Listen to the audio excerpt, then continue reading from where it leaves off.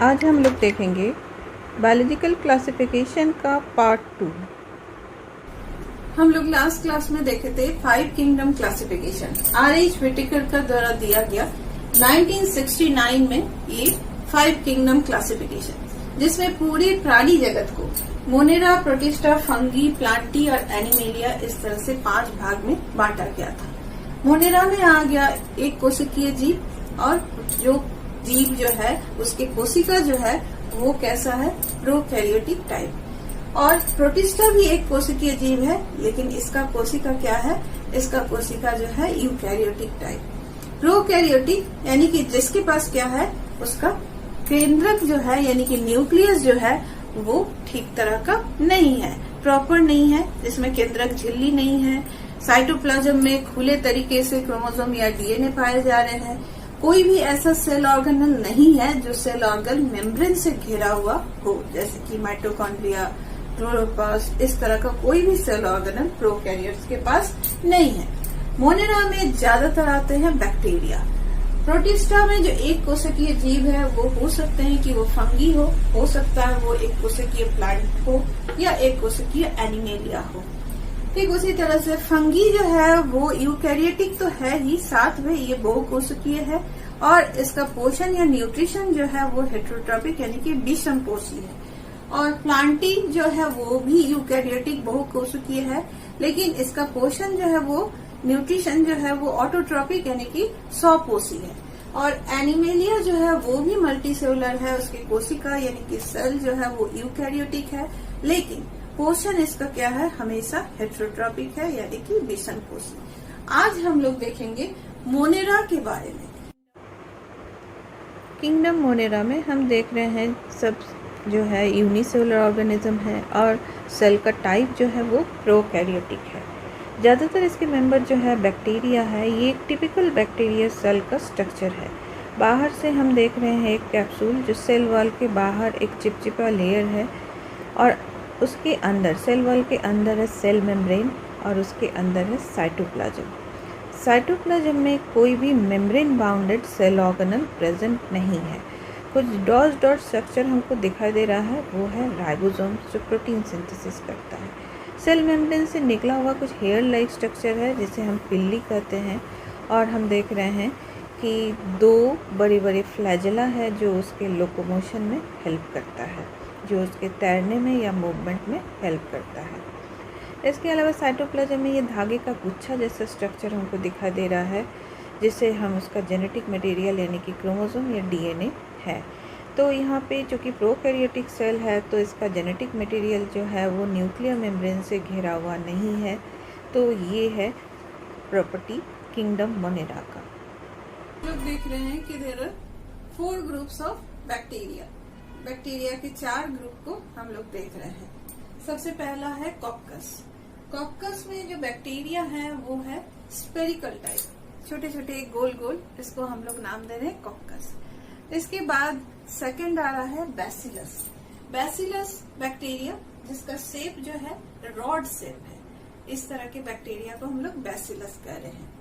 तीसरा में आ रहा है वाइब्रियो। वाइब्रियो में जो बैक्टीरिया है उसका शेप है, आकार है कॉमा शेप का, तो कॉमा शेप के बैक्टीरिया को हम लोग वाइब्रियो कह रहे हैं। जैसे वाइब्रियो कॉलेरी। बैसिलस में हम लैक्टोबैसिलस देख रहे हैं। इसके बाद स्पाइरिलम।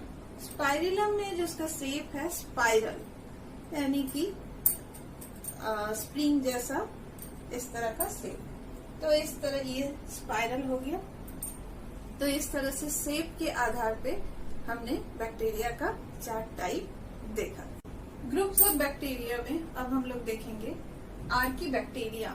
आर्कीबैक्टीरिया वो स्पेशल टाइप ऑफ बैक्टीरिया है जो लोग काफी प्रतिकूल अवस्था यानी काफी हार्श कंडीशन में रहते हैं, अनफेवरेबल कंडीशन में रहते हैं, जहां लाइफ का एग्जिस्टेंस संभव नहीं, लेकिन ऐसी परिस्थितियों में भी कुछ बैक्टीरिया पाए जाते हैं। जैसे काफी सॉल्टी एरिया में, सॉल्ट जहां पे पानी में काफी कंसंट्रेटेड है, ऐसे में सॉल्टी एरिया में या सॉल्टी वाटर में जो बैक्टीरिया पाए जाते हैं उसको हम लोग कहते हैं हैलोफाइल्स।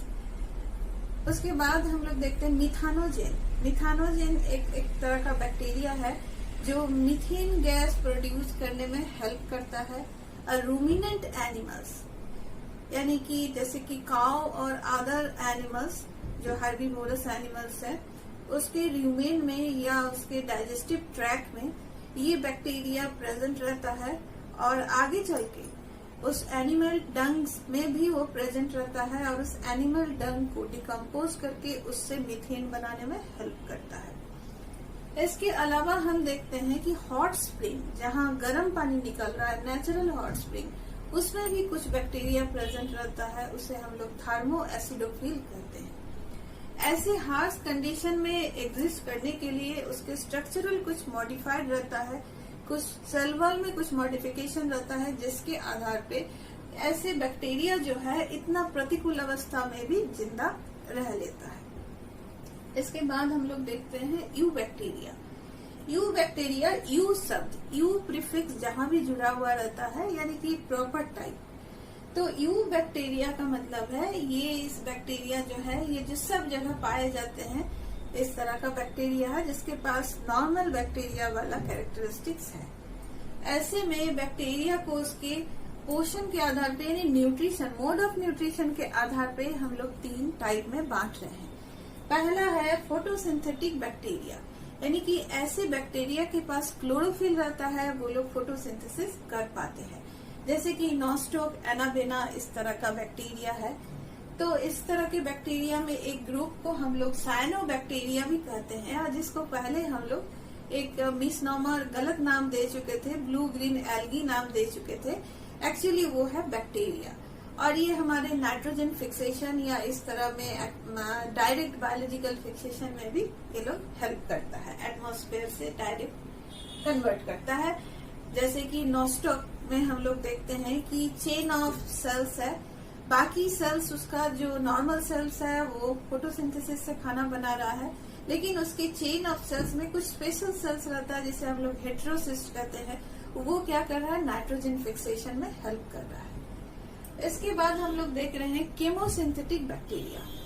ये लोग डिफरेंट केमिकल रिएक्शन के माध्यम से अपने लिए एनर्जी ऑब्टेन करता है। ये हमारे बायोजियोकेमिकल साइकिल का एक इम्पोर्टेंट पार्ट होता है, जैसे nitrifying bacteria, denitrifying bacteria etcetera. Third जो है वो हेटेरोट्रॉफिक बैक्टीरिया है, ये खाना के लिए होस्ट के ऊपर या दूसरे प्राणी के ऊपर डिपेंड कर रहा है। ऐसे बैक्टीरिया पैरासाइट्स के फॉर्म में या डिपेंडेंट बन के हमारे बॉडी के अंदर, बाहर या एटमॉस्फेयर में प्रेजेंट रहता है। जैसे एक एग्जाम्पल हम लोग देख रहे हैं वाइब्रियो कॉलेरी। तो इस तरह से हम देखिए बैक्टीरिया जो है सब जगह पाए जाते हैं, और बैक्टीरिया हमारे लिए काफी इम्पोर्टेंट है क्योंकि ये तरह तरह के बीमारी का भी जैसे कारण होता है, ठीक उसी तरह से बहुत सारा useful industrial and domestic purpose में भी बैक्टीरिया हम लोग यूज करते हैं। जैसे हम लोग लैक्टोबैसिलस एक बैक्टीरिया है जो हमारे कार्ड में पाए जाते हैं, और वो हमारे डाइजेस्टिव सिस्टम के लिए भी काफी हेल्पफुल है। विटामिन भी हम उससे ऑब्टेन कर रहे हैं। बहुत सारे इंडस्ट्री भी बैक्टीरिया के ऊपर डिपेंडेंट है। तो इस तरह से हम बैक्टीरिया जो है यानी कि मोनेरा किंगडम का मेंबर जो है वो सब जगह फैला हुआ है और बहुत इम्पोर्टेंट है।